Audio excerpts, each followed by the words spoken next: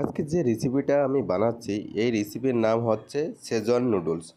তো দেখুন, আমি প্রথমে কড়াইটা ভালো করে গরম করে নিচ্ছি এবং কড়াইটা তেল দিয়ে খুব ভালো করে গরম করতে হবে যাতে খাবারটা মারার সময় না লেগে যায়। এরপরে আমি একটু গার্লিক দিলাম, ড্রাই রেড চিলি দিলাম। ড্রাই রেড চিলি দেওয়ার পরে এবার জিনিসটাকে ভালো করে এরপরে স্টারনিশ দিয়ে দিলাম। এবার জিনিসটাকে ভালো করে আমি একটু ব্রাউন কালার করে ভাজবো। তারপর ক্যাপসিকাম দিলাম, এবার অনিয়ন দিলাম। এবার দেবো হচ্ছে আমি ক্যাবেজ। তো এইগুলো ক্যাবেজটা দেওয়া কমপ্লিট হয়ে গেলো। এইবার জিনিসটাকে ভালো করে আমাকে ফ্রাই করতে হবে যাতে ভালো করে জিনিসটা ফ্রাই হয়।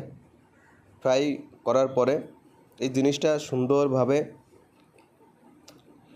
দেখুন, ফ্রাইটা কিন্তু একটু হিট দিয়ে করতে হবে যাতে জিনিসটা কড়াইতে না লেগে যায় বা একটু একটু সামান্য অয়েলি অয়েলি থাকবে। কারণ অয়েলি না থাকলে নুডলসটা যখন ওই ভেজিটেবলের সঙ্গে আমি মারবো তখন কিন্তু ভেজিটেবলটা কড়াইয়ের সাথে লেগে যেতে পারে বা নুডলসটা কড়াইয়ের সাথে লেগে যেতে পারে। তো এইবার যে জিনিসটা আমি দিচ্ছি সে হচ্ছে, একে বলে হচ্ছে চিলি পেস্ট। এটা চিলি পেস্ট দিয়ে দিলাম। এবার এই দুটো ভালো করে মিক্সিং করব, এই চিলি পেস্টটা আর ভেজিটেবলটা ভালো করে মিক্সিং করব। তো আমি কিন্তু চিলি অয়েলও একটু দিয়েছি। চিলি অয়েলটা দিয়ে আবার ভেজিটেবলের সঙ্গে ভালো করে মিক্সিং করছি। কারণ এটা মিক্সিং করলে কি হয়, যখন আমি নুডলসটার মধ্যে দেব নুডলসটা পুরোটা ভালোভাবে মিক্সিং হবে। যে চিলি পেস্টটা দিয়েছি সেটা ভালো করে মিক্সিং হবে। এই যে নুডলসটা এবার দিয়ে দিলাম, দেখুন আমি যখন টস করব তো এই টসটা কিন্তু ভালো করে মিক্সিং হবে। আপনি দেখুন টসটা কিন্তু খুব সুন্দরভাবে মিক্সিং হবে।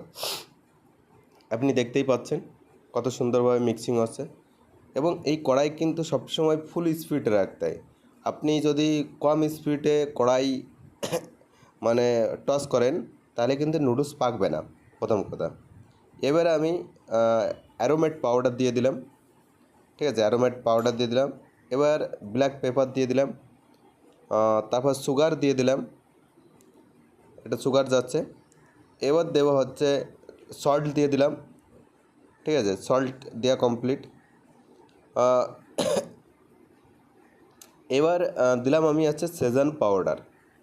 এই সেজন পাউডারটাই হচ্ছে এই সেজন নুডলসের মেন জিনিস।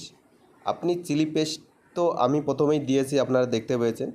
এবার সেজন পাউডারটাও দিয়ে দিলাম, দিয়ে এটাকে ভালো করে টস করে নুডলসটাকে ভালো করে ফ্রাই করতে হবে, সুন্দরভাবে ফ্রাই করতে হবে। এই নুডলসটা যদি একটু হার্ড থাকে তো আপনারা সামান্য একটু জল ওর সাথে কড়াইয়ের সাথে দিয়ে নুডলসের সাথে কড়াইয়ের সাথে দিয়ে টস করে দেবেন, দেখবেন নুডলসটা অনেকটা সফট হয়ে যাবে।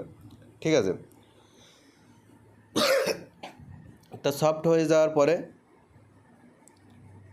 টেস্ট করতে হবে জিনিসটা যে কোনো মশলা আমার কম আছে কি না। এবার আমি কিন্তু টমেটো কেচাপ দিলাম। এবার টমেটো কেচাপ দিয়ে এবার এটা কিন্তু কমপ্লিট করে দিচ্ছি।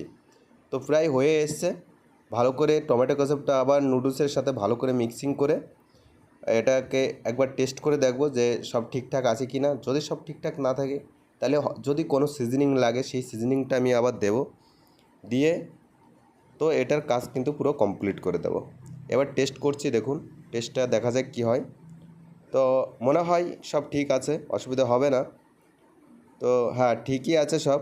এবার এটাকে কিন্তু নামিয়ে দেবো আমি। এটাকে এবার স্প্রিং অনিয়ন অ্যাড করে দিলাম, কারণ খাবারের শেষে এটা স্প্রিং অনিয়নটা দিতে হয় গার্নিশ হিসাবে।